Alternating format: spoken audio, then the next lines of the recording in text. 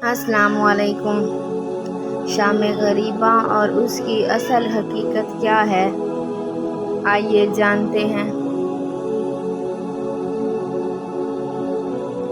شام غریبہ غم و اندوہ کی انتہا کا نام ہے۔ ایسی شام جب خاتم الانبیاء علیہ السلام کا خاندان ذبح ہو چکا ہے، ایک ایسی صبح کی شام جب بہنوں کے بھائی تھے، بیویوں کے شوہر اور بچوں کے باپ تھے۔ یہ اداسی اور بے بسی کی شام ہے۔ سالار قافلہ محمدی صلی اللہ علیہ وآلہ وسلم کے بچوں کی پریشانی کی شام ہے۔ خاندان پیغمبر صلی اللہ علیہ وآلہ وسلم سے محبت کرنے والے کے لیے رونے اور دشمنان خاندان پیغمبر صلی اللہ علیہ وآلہ وسلم کے خوش ہونے کی شام ہے۔ ایسی شام جب ایک صحرا میں خاتم الانبیاء صلی اللہ علیہ وآلہ وسلم کے نواسوں کے سرپرست قتل کر دیے گئے ہیں، ان کے خیموں کو آگ لگا دی گئی ہے۔ ہم شام غریبہ مناتے ہیں اور مناتے رہیں گے۔ ہمارے دل زخمی ہیں اور آنکھوں میں آنسو ہیں۔ تم ہمارا مذاق اڑاؤ، فتوے لگاؤ یا ہم پر حملے کرو، یہ سلسلہ جاری رہے گا۔ نماز کی باجماعت ادائیگی کے بعد جلوس اپنی منزل کی جانب رواں دواں ہو گیا۔ صبح سے لے کر شام ہو گئی، تھکاوٹ اپنے عروج پر پہنچ گئی۔ جلوس کا اختتام ہوا اور اختتام کے بعد کچھ دیر کے لیے گھر میں آئے اور پھر نماز اور شام غریبہ کے لیے امام بارگاہ کی طرف چلے آئے۔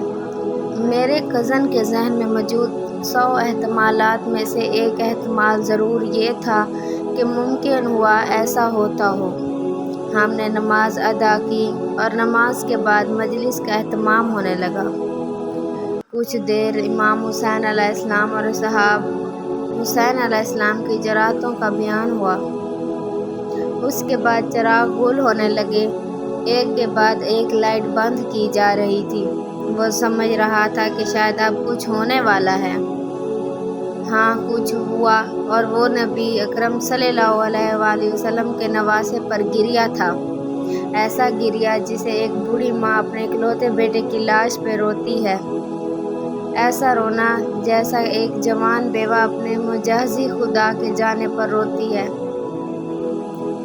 ایسی آہ و بکا جو باپ کو جوان بیٹے کی لاش پر رسم و رواج اور بہادری کے قصے ذہن سے محو کر دیتی ہے۔ ایسی غمناک چیخیں جو باپ کی میت پر بیٹی کی ہوتی ہیں۔ کربلا رشتوں کے تقدس کی امین ہے۔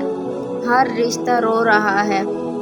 باپ، بھائی اور بیٹے سامنے رو رہے ہیں، اور خواتین کے حصے میں بیٹیاں، مائیں اور بہنیں رو رہی ہیں۔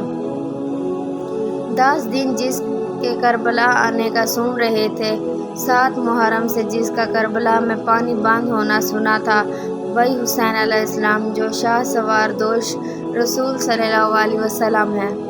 اس کا سر نیزے پر بلند ہو چکا ہے، اور خاندان خاتم الانبیاء صلی اللہ علیہ وآلہ وسلم کی بیٹیاں جلے خیموں، سر بریدہ لاشوں اور دشمن لشکر کے بیچ بے یاروں مددگار بیٹھے ہیں۔ یہ ہے شام غریبہ۔ شام غریبہ غمنودہ کی انتہا کا نام ہے۔ ایسی شام جب خاتم الانبیاء علیہ السلام کا خاندان ذبح ہو چکا ہے، ایک ایسی صبح کی شام جب بہنوں کے بھائی تھے، بیویوں کے شوہر اور بچوں کے باپ تھے۔ یہ اداسی اور بے بسی کی شام ہے۔ سالار قافلہ محمدی صلی اللہ علیہ وآلہ وسلم کے بچوں کی پریشانی کی شام ہے۔ خاندان پیغمبر صلی اللہ علیہ وآلہ وسلم سے محبت کرنے والے کے لیے رونے اور دشمنان خاندان پیغمبر صلی اللہ علیہ وآلہ وسلم کے خوش ہونے کی شام ہے۔ ایسی شام جب ایک صحرا میں خاتم الانبیاء صلی اللہ علیہ وآلہ وسلم کے نواسوں کے سرپرست قتل کر دیے گئے ہیں، ان کے خیموں کو آگ لگا دی گئی ہے۔ ہم شام غریبہ مناتے ہیں اور مناتے رہیں گے۔ ہمارے دل زخمی ہیں اور آنکھوں میں آنسو ہیں۔ تم ہمارا مذاق اڑاؤ، فتوے لگاؤ یا ہم پر حملے کرو، یہ سلسلہ جاری رہے گا۔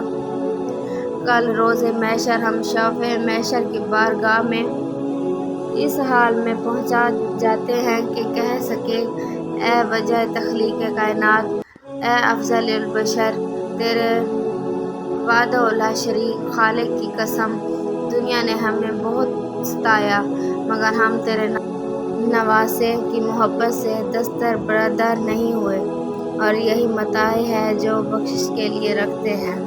سب انسانوں کو دعوت ہے کہ 10 محرم کی شام امام بارگاہ میں تشریف لائیں۔ کسی پر کوئی پابندی نہیں ہے، ہر کوئی اکساتا ہے اور اپنی آنکھوں سے دیکھے کہ شام غریباں کیا ہوتا ہے۔